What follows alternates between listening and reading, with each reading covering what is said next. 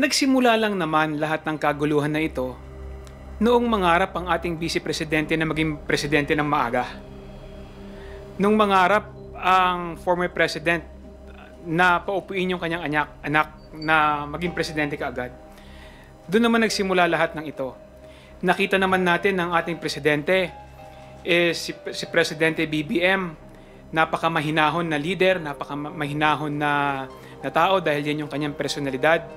Hindi pumapatol sa kahit anumang usapin na tingin niya makakasakit, no, sa ekonomiya ng ating bansa.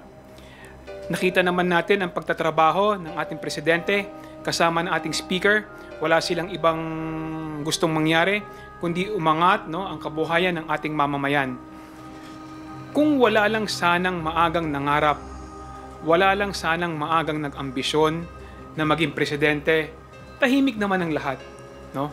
So, yung mga nangyayaring usapin na ito ngayon, alam naman natin pare-parehas kung ano yung pinagmulan, no?